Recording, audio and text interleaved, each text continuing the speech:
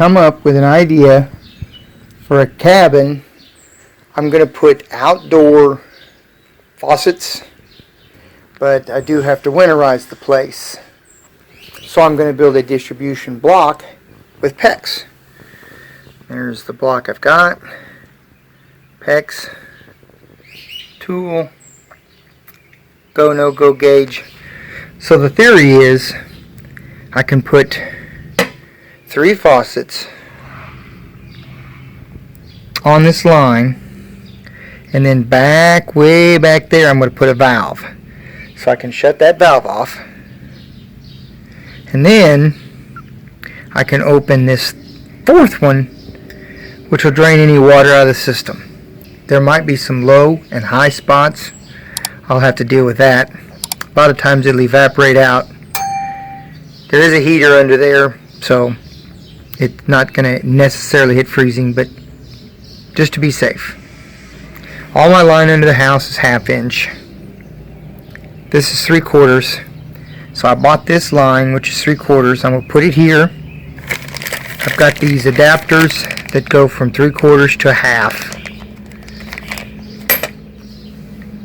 And then neck it down. Here's the go, no go gauge. So as you can see, a 3/4 inch ring will not fit. Now hopefully after we compress it, it will. So I'm going to slip it over the end.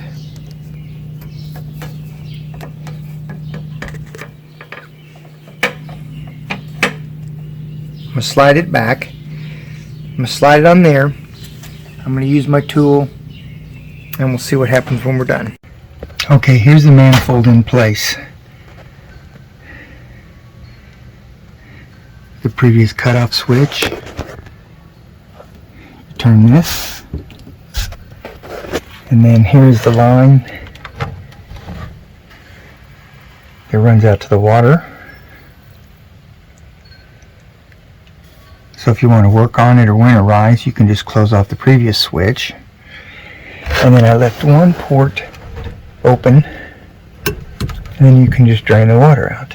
Open it up, and this whole tube will basically air dry, and then you've got all this distance before the weather.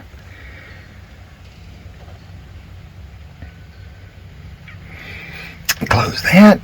You can also close off each one to work on them, and these will go to other water spigots outside the house. Open that up because it is the middle of summer. I know those are designed to be winterized because the plunger does come back and gives you a lot of space inside, but this is just added protection. And like I said, you can do multiple. Now I could run one to the front of the house, one to the other side. And then of course, as normal, for your winterizing, you would obviously remove the hose.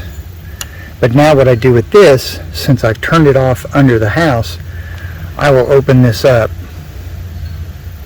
let the water stop back there, and then this can breathe all the way back into the house. And then after it evaporates, you could go back and close it later if you decided to do so. That's up to you. Because I guess it is a point where air could go in, and every little bit helps.